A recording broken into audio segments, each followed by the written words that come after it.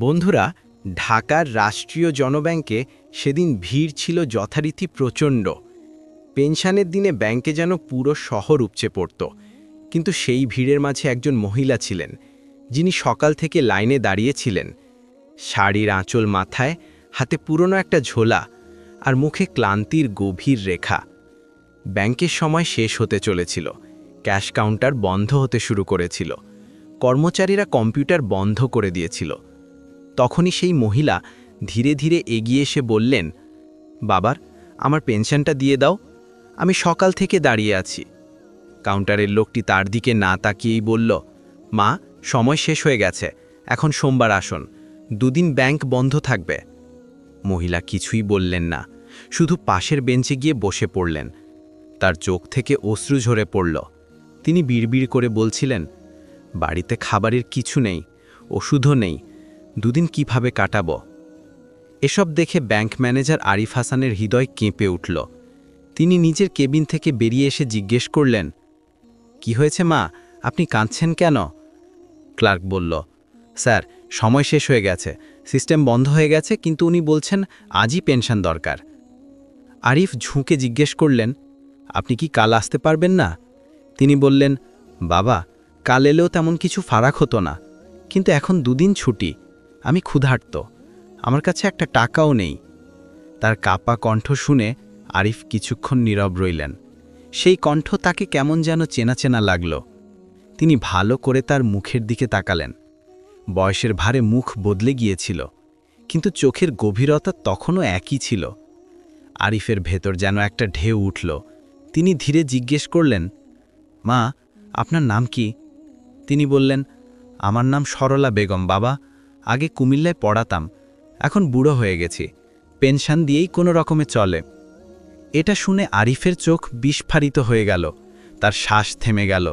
সেই নাম তার হৃদয়ে প্রতিধ্বনিত হল।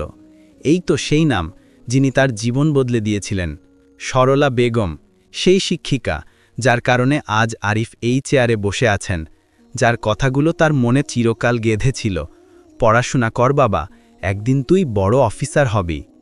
আরিফের চোখে জল চলে এলো। তিনি কাঁপা হাতে পকেট থেকে মানিব্যাগ বের করে ৫,০০০ টাকা বের করে তার হাতে দিয়ে বললেন, মা, এটা রাখুন, ব্যাংক খুললে আমি নিজে আপনার পেনশন থেকে কেটে নেব। তিনি অবাক হয়ে বললেন, বাবা, তুমি কে, যে আমার এতটা সাহায্য করছো? আরিফের ঠোঁট কেঁপে উঠল। তিনি ধীরে বললেন, মা, আমি সেই আরিফ, আপনার ছাত্র, যাকে আপনি একসময় বিনা পয়সায় পড়িয়েছিলেন। সরলা বেগমের চোখ বিস্ফারিত হয়ে গেল। তিনি যেন শব্দ খুঁজে পাচ্ছিলেন না। তারপর তার মুখ থেকে বেরিয়ে এলো, আরিফ, তুই আরিফ? তিনি ঝুঁকে তার পায়ে হাত রাখলেন এবং বললেন, মা, আজ আমি যা কিছু তা আপনার জন্য। আপনি না থাকলে আমি আজও রাস্তায় ঘুরতাম। পুরো ব্যাংক নিস্তব্ধ হয়ে গেল। সেখানে উপস্থিত লোকজন এই দৃশ্য দেখে থমকে গিয়েছিল। একজন ব্যাংক ম্যানেজার এক বৃদ্ধ মহিলার পায়ে মাথা নত করে দাঁড়িয়েছিলেন। আরিফ বললেন, মা, এখন আপনি আমার সঙ্গে চলুন, আমি আপনাকে বাড়ি পৌঁছে দিচ্ছি। তিনি বললেন, না বাবা, আমি নিজেই চলে যাব, তুই কেন কষ্ট করবি? আরিফ নম্রভাবে বললেন, আপনি আমাকে মানুষ বানিয়েছিলেন, এখন আমার পালা। বাইরে হালকা বৃষ্টি শুরু হয়েছিল। আরিফ গাড়ি ডেকে তাকে সাহায্য করে বসালেন। পথে তিনি চুপচাপ বসে রইলেন। কখনো জানালা দিয়ে বাইরে তাকাতেন, কখনো আকাশের দিকে। আরিফ অনুভব করলেন সময় তাকে কতটা বদলে দিয়েছে। যেই মহিলা একসময় বাচ্চাদের আশা শেখাতেন, তিনি আজ নিজেই অসহায়তার প্রতীক হয়ে গেছেন। আরিফের মনে শত প্রশ্ন জাগছিল। তার সঙ্গে কি হয়েছিল? তিনি কুমিল্লা ছেড়ে ঢাকায় কিভাবে এলেন? তার জীবনের সেই সম্মান কোথায় গেল? কিন্তু তিনি কিছুই জিজ্ঞেস করলেন না, শুধু মনে মনে প্রতিজ্ঞা করলেন, এখন থেকে তিনি তাকে একা ছাড়বেন না। গাড়ি থামতেই সরলা বেগম ইতস্তত করে বললেন, বাবা, এখানেই থামাও, আমার বাড়ি এখানে। আরিফ দেখলেন রাস্তার ধারে ভাঙা ঝুপড়ি, কাদায় ভরা গলি আর বাচ্চাদের কোলাহল। তার হৃদয় ডুবে গেল। এই কি সত্যিই তার শিক্ষিকার বাসস্থান? তিনি কিছু বলতে পারলেন না, শুধু গাড়ি থেকে নেমে বললেন, মা, আপনি একটু অপেক্ষা করুন, আমি ভেতরটা দেখে আসি। ঝুপড়ির ভেতরে দেয়ালও ঠিক ছিল না, ছাদও না। এক কোণে ভাঙা খাট, একটা হাঁড়ি আর মাটির চুলা। এটা দেখে আরিফের চোখ ভিজে গেল। তিনি বাইরে এসে বললেন, মা, আপনি এখানে আর থাকবেন না, আমার সঙ্গে আমার বাড়ি চলুন। তিনি বললেন, বাবা, আমি তোর মাথায় বোঝা হতে চাই না। আরিফ ভিজে চোখে বললেন, আপনি আমাকে মানুষ বানিয়েছিলেন, এখন আমার পালা। সরলা বেগম কিছু বললেন না। তার ঠোঁট কাঁপছিল, চোখ থেকে অশ্রু ঝরছিল। তিনি ধীরে বললেন, চল বাবা, এখন বোধহয় আল্লাহ আমাদের আবার মিলিয়ে দেওয়ার সময় পাঠিয়েছেন। আরিফ তার কাপা হাত ধরে বললেন, মা, এখন থেকে আপনি কখনো একা হবেন না। গাড়ি এগিয়ে চলল। বৃষ্টির ফোঁটা কাঁচে পড়ছিল, আর আরিফের চোখ থেকেও সেই ফোঁটা ঝরছিল। পার্থক্য শুধু এই যে সেগুলো আকাশ থেকে নয়, হৃদয় থেকে পড়ছিল। আরিফের গাড়ি এখন ধীরে ধীরে শহরের রাস্তা দিয়ে চলছিল। বাইরে বৃষ্টি থেমে গিয়েছিল, কিন্তু ভেতরে দুজনের চোখে পুরনো স্মৃতির ঝড় উঠছিল। সরলা বেগম জানালার বাইরে তাকিয়েছিলেন, কিন্তু তার চোখে বহু বছর আগের স্মৃতি ফুটছিল। আরিফের দৃষ্টিও স্টিয়ারিংয়ের চেয়ে তার মুখের দিকে বেশি ছিল। তিনি তখনও ভাবছিলেন কিভাবে এই মহান মহিলার জীবন এই অবস্থায় পৌঁছে গেল। পথে চলতে চলতে তার মনে এক এক করে পুরনো কথা খুলতে লাগল। সেই দিন যখন তার বাবার সব হারিয়ে বাড়ি ফিরেছিলেন, যখন তার বাড়ির দরজা বন্ধ হয়ে গিয়েছিল, আর যখন তার মা ক্ষুধা লুকাতে শুধু পানি খেয়ে রাত কাটিয়েছিলেন। সেই সময় আরিফ ছিল মাত্র 15 বছরের।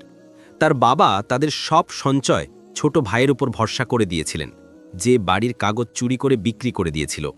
সেই প্রতারণা আরিফের বাবাকে ভেঙে দিয়েছিল। কয়েক মাসের মধ্যেই তিনি প্রাণ হারিয়েছিলেন।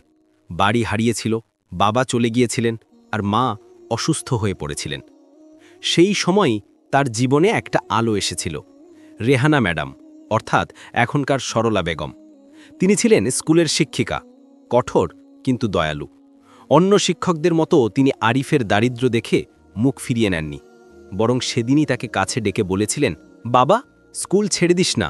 যখন মানুষের কাছে কিছুই থাকে না, তখন জ্ঞানই তার সহায় হয়। আরিফ বলেছিল, ম্যাডাম, আমি পড়তে পারবো না, বাড়িতে খাবার নেই, ফি কিভাবে দেব? তিনি মুচকি হেসে বলেছিলেন, তোর মতো পরিশ্রমী চোখে ফি দেখা যায় না বাবা, কাল থেকে স্কুলে আসবি, বাকিটা আমি সামলে নেব। তার সেই একটা কথা যেন আরিফকে নতুন জীবন দিয়েছিল। সে প্রতিদিন সকালে স্কুলে আসত, ক্যান্টিনে কাজ করত, আর যখন অন্য ছেলেমেয়েরা খেলত, সে রেহানা ম্যাডামের ক্লাসে বসে পড়ত। ম্যাডাম নিজের বেতন থেকে তার বই কিনে দিতেন, লাঞ্চের বাকি খাবার তাকে দিতেন। আর যখন সে ক্লান্ত হয়ে হাল ছেড়ে দিত, তখন বলতেন, আরেকটু সহ্য কর বাবা, যে তোকে ভাঙতে চায় সেই তোকে বড় করবে। তার কথাগুলো ওষুধের মতো কাজ করত। আরিফ দিনরাত পরিশ্রম করতে লাগল। স্কুলের ক্যান্টিনে ঝাড়ু দিত, চা পরিবেশন করত, আর তারপর ক্লাসে গিয়ে চুপচাপ বসত। কেউ যদি তার নিয়ে হাসি ঠাট্টা করত, রেহানা ম্যাডাম সামনে এসে বলতেন, এই ছেলে একদিন তোদের সবাইকে ছাড়িয়ে যাবে। তার বিশ্বাস আরিফের জন্য আশীর্বাদ ছিল। একদিন যখন আরিফের ফি দেওয়ার টাকা ছিল না, তিনি নিজের শাড়ি বন্ধক রেখেছিলেন। কাউকে কিচ্ছু বলেননি, শুধু তাকে দেখে বলেছিলেন, এখন চিন্তা করিস না, তোর পড়াশোনা চলবে। সেদিন আরিফ চোখে শপথ নিয়েছিল, এখন আর পেছনে তাকাবে না। ধীরে ধীরে সে ইন্টার পাশ করল, তারপর বিএ, এবং রেহানা ম্যাডামের সাহায্যে বিশ্ববিদ্যালয়ে ভর্তি হল। তিনি প্রায়ই বলতেন, আরিফ, আমি তোর জন্য নয়, তোর মা বাবার স্বপ্নের জন্য পরিশ্রম করছি। তুই জিতলে আমার জীবনের তপস্যা সফল হবে। কিন্তু ভাগ্য একদিন আবার মোড় নিল। আরিফ যখন এমএ করছিল, এক সকালে খবর পেল রেহানা ম্যাডাম স্কুল ছেড়ে দিয়েছেন। না কোনো বিদায়, না কোনো কারণ। তিনি যেন হাওয়ায় মিলিয়ে গিয়েছিলেন। বাড়িতে গিয়ে দেখল তালা ঝুলছে। প্রতিবেশীরা বলল, বাবা, তিনি কোথায় যেন চলে গেছেন, হয়তো অন্য শহরে। আরিফ সেদিন ভেঙে পড়েছিল। যে মহিলা তাকে সামলেছিলেন, তিনি কিছু না বলে চলে গিয়েছিলেন। তার চোখে প্রশ্ন ছিল, আমি কি তার জন্য বোঝা হয়ে গিয়েছিলাম, নাকি তিনি ক্লান্ত হয়ে গিয়েছিলেন? কিন্তু উত্তর কখনো পায়নি। সময় কেটে গেল। আরিফ নিজেকে সামলে নিল। সে ভাবল, যদি তিনি আমার ওপর ভরসা করতেন, তাহলে আমাকে তার আশার মর্যাদা রাখতে হবে। সে দিনরাত পরিশ্রম করল এবং ধীরে ধীরে তার পরিশ্রম ফল দিতে লাগল। সরকারি পরীক্ষায় পাশ করল, ব্যাংকে চাকরি পেল, এবং কয়েক বছরের মধ্যেই একের পর এক প্রমোশন পেতে লাগল। আজ যখন তিনি তার শিক্ষিকাকে এই অবস্থায় দেখলেন, ঝুড়িতে মোড়া, পেনশনের জন্য ব্যাকুল, ক্ষুধার্ত অবস্থায় বসে, তখন তিনি অনুভব করলেন জীবনের পুরো চক্র তার সামনে ঘুরে গেল। গাড়ি এখন তার বাড়ির সামনে থেমে গিয়েছিল। আরিফ গাড়ির দরজা খুলে বললেন, মা, এখন থেকে আপনি এখানেই থাকবেন, এই বাড়ি এখন আপনার। সরলা বেগম তার দিকে তাকালেন। চোখে সেই মমতা ছিল যা বহু বছর আগে ছিল। তিনি বললেন, বাবা, তুই আমাকে মা বলছিস, এটাই আমার তপস্যার পূর্ণতা। আরিফ কিছু বলতে পারলেন না, শুধু তার পায়ে হাত রেখে প্রণাম করলেন। তার মুখে প্রথমবার হাসি ফুটল, সেই হাসি যা বহু বছর আগে তার খাতায় ভালো লিখতে গিয়ে ফুটত। সেদিন আরিফ বুঝলেন, গুরুবার মায়ের মধ্যে পার্থক্য শুধু জন্মের, মমতা দুজনের মধ্যেই সমান। আরিফ সরলা বেগমকে তার বাড়ির সবচেয়ে ভালো ঘরে থাকার ব্যবস্থা করলেন। তিনি ঘরে ঢুকে দেয়ালগুলো ছুঁয়ে দেখলেন, যেন বহু বছর পর কোনো শান্তির ঠিকানা পেলেন। তার মুখে শান্তি ছিল, কিন্তু চোখে তখনও সেই নিস্তব্ধতা ছিল যা দীর্ঘ একাকিত্বের পথ থেকে আসে। আরিফ নৌকরানীকে দেখে বললেন, এখন থেকে মায়ের সব কাজ তুমি দেখবে, খাবার, ওষুধ, সব। তিনি মুচকি হেসে বললেন, বাবা, আমাকে মা কেন বলছিস? আরিফ ঝোঁকে বললেন, কারণ মা তিনি নন যিনি জন্ম দিয়েছেন, মা তিনি যিনি পড়তে থাকা মানুষকে ধরে রেখেছেন। তার চোখ ভিজে গেল। তিনি বললেন, যদি তুই আমাকে মা মানিস, তাহলে আমি এখন তোর মা। সেদিন রাতে আরিফ তার জন্য গরম খাবার তৈরি করালেন, ডাল, ভাত, রুটি আর সামান্য হালুয়া। বহু বছর পর তিনি তৃপ্তি করে খেলেন। প্রতিটি গ্রাসের সঙ্গে তার চোখ থেকে অশ্রু ঝরছিল। তিনি বললেন, বাবা, যখন তুই স্কুলে আমার কাছে খাবার চাইতে আসতিস, তখন ভাবতাম কিভাবে তোকে ভালো কিছু খাওয়াতে পারি। আজ তুই আমাকে খাওয়াচ্ছিস, আল্লাহ তোর পরিশ্রমের ফল দিয়েছেন। আরিফ শুধু মুচকি হাসলেন আর বললেন, এখন সব আপনার মা। পরের কয়েক সপ্তাহে সরলা বেগমের স্বাস্থ্য ভালো হতে লাগল। তার মুখে হাসি ফুটল। বারান্দায় বসে খবরের কাগজ পড়তেন আর চা খেতে খেতে আরিফের জন্য অপেক্ষা করতেন। আরিফ যখন অফিস থেকে ফিরতেন, তিনি সবসময় দরজায় দাঁড়িয়ে থাকতেন। একদিন তিনি বললেন, বাবা, তুই অনেক বড় হয়েছিস, কিন্তু এখনও একটা জিনিসের অভাব আছে, তোর বাড়িতে হাসির আওয়াজ নেই। আরিফ হেসে বললেন, সেটাও আসবে মা, আপনি শুধু দোয়া করুন। তিনি বললেন, দোয়া নয়, এখন আমি তোর বিয়ের কথা ভাবছি, তুই আর একা থাকবি না। আরিফ হালকা গলায় বললেন, আপনি যদি খুঁজে দেন তাহলে আমি খুশি হব। তিনি মুচকি হাসলেন, আমার মনে হয় আল্লাহ আমাদের এজন্য মিলিয়েছেন যাতে আমি তোকে একা না দেখে। ধীরে ধীরে তার উপস্থিতিতে বাড়িতে নতুন জীবন ফিরে এলো। বাড়ির সেই পুরনো ফাঁকা গুমোট আর ছিল না। কখনো তিনি রান্নাঘরে গিয়ে আরিফের জন্য খিচুড়ি বানাতেন, আর কখনো তার জামাকাপড় গুছিয়ে রাখতেন। এক সন্ধ্যায় আরিফ অফিস থেকে ফিরে একটা ফুলের তোড়া নিয়ে এলেন আর বললেন, মা, আজ আমার ব্যাংকে সবাই আপনার কথা বলছিল। সবাই বলল, আপনি কত ভাগ্যবান যে আপনার এমন নেকদিল ছেলে আছে। তিনি হেসে বললেন, না বাবা, আমি নয়, তুই ভাগ্যবান যে তোর অতীত চিনতে পেরেছিলিস। তারপর গম্ভীর কণ্ঠে বললেন, বাবা, যখন আমি চাকরি ছেলে কুমিল্লা চলে গিয়েছিলাম, তখন ভাবতেও পারিনি যে একদিন তোর নাম খবরের কাগজে পড়ব। তুই আমার প্রতিটি পরিশ্রমের ফল ফিরিয়ে দিয়েছিস। আরিফ তার হাত ধরে বললেন, মা, আমি কিছুই ফিরিয়ে দিইনি, আপনি যে বীজ বুনেছিলেন সেটা আজ গাছ হয়েছে। তার চোখে চমক ছিল। তিনি বললেন, এখন শুধু একটা স্বপ্ন বাকি, তোর বিয়ে দেখা, তারপর আমি শান্তিতে চোখ বন্ধ করব। আরিফ বললেন, আপনি যা বলবেন আমি তাই করব মা। সেই রাতে যখন আরিফ তার ঘরে গেলেন, জানালা দিয়ে আসা হালকা হাওয়ায় তিনি একটা শান্তি অনুভব করলেন। এখন তিনি বুঝলেন, বাড়ি শুধু দেওয়াল দিয়ে তৈরি হয় না, বরং সেই আশীর্বাদ দিয়ে তৈরি হয় যা কোনো মায়ের চোখ থেকে ঝরে। সরলা বেগম আর আগের মতো ছিলেন না। এখন তিনি দুর্বল বৃদ্ধা নন, বরং গর্ভে ভরা একজন মা হয়ে উঠেছিলেন। তিনি প্রতিদিন মসজিদে গিয়ে আরিফের উন্নতির জন্য দোয়া করতেন আর বলতেন, হে আল্লাহ, যদি পরের জন্মে আমাকে মা হবার আশীর্বাদ দাও, তাহলে আমি আবার এই ছেলের মা হব। আরিফ শুনে মুচকি হাসতেন আর ভাবতেন, যদি প্রতিটি ছেলে তার গুরুকে মা হিসেবে মেনে নিত, তাহলে হয়তো এই পৃথিবীতে কোনো বৃদ্ধ ক্ষুধার্ত থাকত না। দিন কেটে যেতে লাগল। আরিফের বাড়িতে এখন প্রতি সকালে নতুন শক্তি নিয়ে আসত। সরলা বেগমের হাসি, তার দোয়া আর তার স্নেহ বাড়িটাকে এমন করে তুলেছিল যেন কোনো মায়ের আঙিনা। প্রতি সন্ধ্যায় আরিফ যখন অফিস থেকে ফিরতেন তখন সরলা বেগম দরজায় অপেক্ষা করতেন। তিনি বলতেন, বাবা, আল্লাহর নাম নিয়ে ভেতরে আয়, সারাদিনের ক্লান্তি দূর হয়ে যাবে। আরিফ মুচকি হেসে তার পায়ে হাত রাখতেন। বাড়িতে এখন শান্তি ছিল, সুখ ছিল, আর সবচেয়ে বড় কথা, একজন মায়ের আশীর্বাদ ছিল। একদিন তিনি আরিফকে ডেকে বললেন, বাবা, এখন তোর জীবনে সুখ পূর্ণ হওয়া উচিত। আমি চাই তুই বিয়ে করিস। আমি তোর জন্য একটা মেয়ে দেখেছি, সরল, সাধারণ আর তোর মতো সৎ। আরিফ মাথা নত করে বললেন, মা, আপনি যাকে পছন্দ করবেন সেই আমার ভাগ্য হবে। তার চোখে চমক ছিল। এখন আমার বিশ্বাস তোর জীবনের অসম্পূর্ণ গল্প পূর্ণ হবে। কয়েক মাস পর আরিফের বিয়ে ঠিক হয়ে গেল। বিয়ের দিন সরলা বেগম সবচেয়ে খুশি ছিলেন। তিনি নিজের হাতে বউয়ের কপালে তিলক লাগিয়ে বললেন, বৌমা, এখন আমার ছেলে তোর, তুই এর খেয়াল রাখিস, এটাই আমার শেষ ইচ্ছা। সেই দিন পুরো বাড়ির জন্য সবচেয়ে বড় উৎসব ছিল। বিয়ের পর বাড়িতে নতুন রং ভরে গিয়েছিল। বউ আনিকা ছিল অত্যন্ত বুদ্ধিমতী আর নম্র। সে শাশুড়িকে মায়ের মতো গ্রহণ করল। প্রতি সকালে তার পায়ে হাত রেখে প্রণাম করত আর ওষুধ দিত। সরলা বেগম প্রতিবার বলতেন, আল্লাহ করুক প্রতিটি ছেলের এমন বউ হোক। কিন্তু সময় কখনো একরকম থাকে না। এক সন্ধ্যায় সরলা বেগম পড়ে গেলেন। আরিফ আর আনিকা দৌড়ে গেলেন। ডাক্তার ডাকা হলো। পরীক্ষার পর ডাক্তার গম্ভীর কণ্ঠে বললেন, এর বয়স অনেক, হৃদয় খুব দুর্বল, এখন বেশি সময় নেই। আরিফের হৃদয় যেন ভেঙে গেল। তিনি তার পাশে বসে তার হাত ধরে বললেন, মা, আপনি সুস্থ হয়ে যাবেন, আমি আপনাকে ভালো হাসপাতালে নিয়ে যাব। তিনি মুচকি হেসে বললেন, না বাবা, এখন যাওয়ার সময় এসেছে।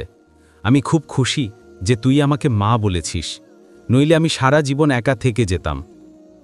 আরিফের চোখে অশ্রু ছিল। তিনি বললেন, মা, আপনি আমাকে ছেড়ে যেতে পারেন না। তার কণ্ঠ কাঁপছিল। তিনি হালকা হাসির সঙ্গে বললেন, আমি তোকে ছেড়ে যাচ্ছি না, তোর হৃদয়ে থাকব বাবা, যেমন তুই বছরের পর বছর আমার হৃদয়ে ছিলি। এই বলে তার চোখ ধীরে ধীরে বন্ধ হয়ে গেল। আরিফের মাথা তার বুকে ছিল, আর ঘরে শুধু নিস্তব্ধতা রইল। পরের দিন পুরো ব্যাংক স্টাফ যখন শুনল আরিফের মা আর নেই, সবাই শ্রদ্ধা জানাতে এলো। কেউ বলল, স্যার, আমরা ভেবেছিলাম এটা আপনার আসল মা। আরিফ চোখের জল মুছে বললেন, আসল মা তিনি নন যিনি জন্ম দিয়েছেন, আসল মা তিনি যিনি মানবতা শিখিয়েছেন। তার শেষ যাত্রায় আরিফ নিজে কাঁদ দিয়েছিলেন। তিনি সেই সাদা শাল জড়িয়েছিলেন যা একসময় রেহানা ম্যাডাম তাকে ইন্টার পরীক্ষার সময় দিয়েছিলেন, যখন বলেছিলেন, বাবা, ঠান্ডা আছে, এটা রাখ। আজ সেই শাল তার চোখের অশ্রু শুষে নিচ্ছিল। যখন চিতা জ্বলছিল, আরিফ আকাশের দিকে তাকিয়ে ধীরে বললেন, মা, আপনি যে বীজ আমার মধ্যে বুনেছিলেন তা এখন মানবতার গাছ হয়েছে। আমি প্রতিজ্ঞা করছি, এই শহরে আর কোনো সরলা বেগম ক্ষুধার্ত থাকবে না। কয়েক মাস পর আরিফ ব্যাংকের অনুমোদন নিয়ে একটা ফান্ড শুরু করলেন, সরলা স্মৃতি পেনশন সহায়তা প্রকল্প, যার মাধ্যমে প্রতি মাসে বৃদ্ধ মহিলাদের আর্থিক সাহায্য দেওয়া শুরু হলো। তিনি বলতেন, এটা আমার মায়ের স্বপ্ন ছিল যে কোনো বৃদ্ধ মহিলা ব্যাংকের লাইনে অসহায় হয়ে কাঁদবে না। লোকজন বলতো, আরিফ স্যারের হৃদয় খুব বড়, কিন্তু যারা জানত না তারা জানত না যে আরিফের হৃদয়ে একজন মহিলার ছায়া চিরকাল বেঁচেছিল। সেই শিক্ষিকা, সেই মা যিনি মানবতার প্রকৃত সংজ্ঞা লিখেছিলেন। প্রতি বছর তার মৃত্যুবার্ষিকীতে আরিফ তার ব্যাংকে একটা ছোট প্রদীপ জ্বালাতেন আর তার প্রিয় কথাগুলো পুনরাবৃত্তি করতেন। পরিশ্রম কখনো বৃথা যায় না বাবা, শুধু হৃদয় সৎ রাখ। সেই দিন যখন তিনি প্রদীপ জ্বালাতেন, তখন মনে হতো হালকা হাওয়ায় কোথাও সরলা বেগমের কণ্ঠ প্রতিধ্বনিত হচ্ছে, বাবা, তুই আমার ফরজ পূর্ণ করেছিস, এখন আমি শান্তিতে আছি। আরিফের চোখ থেকে আবার সেই পুরনো দিনগুলো ঝরে পড়ত, কিন্তু এবার সেই অশ্রুতে কষ্ট ছিল না, ছিল শুধু গর্ব। গল্প এখানেই শেষ হয় যেখানে মানবতা শুরু হয়, যখন একজন ছেলে তার গুরুতে মাকে দেখে ফেলে, আর একজন মা তার শিষ্যে তার পুরো সংসার। বন্ধুরা, এই গল্পের সবচেয়ে বড় শিক্ষা এটাই, মা, বাবা বা গুরু কখনো পুরনো হয় না, আমরাই সময়ের সঙ্গে বদলে যাই। যদি আজ তুমি তোমার জীবনে সফল হয়ে থাকো, তাহলে একবার পেছনে ফিরে দেখো। হয়তো কোনো সরলা বেগম তোমাকেও পড়ে থাকা থেকে বাঁচিয়েছিলেন। যদি তোমার জীবনেও এমন কেউ থাকে যিনি নিঃস্বার্থভাবে তোমার জন্য কিছু করেছেন, তুমি কি তাকে কখনো ধন্যবাদ দিয়েছো? মন্তব্যে বলো। তুমি কি কখনো এমন কোনো বৃদ্ধের সাহায্য করেছো যিনি তোমাকে মা বা বাবার মতো ভালোবেসেছিলেন? আর যদি এই গল্প তোমার হৃদয়ে ছুঁয়ে থাকে, তাহলে লাইক করো, শেয়ার করো, যাতে এই মানবতার গল্পগুলো প্রতিটি হৃদয়ে পৌঁছায়। আবার পরের ভিডিওতে দেখা হবে। ততক্ষণ মানবতা বাঁচিয়ে রাখো, ভালো কাজ ছড়িয়ে দাও, আর মা বাবা ও গুরুদের সম্মান করো।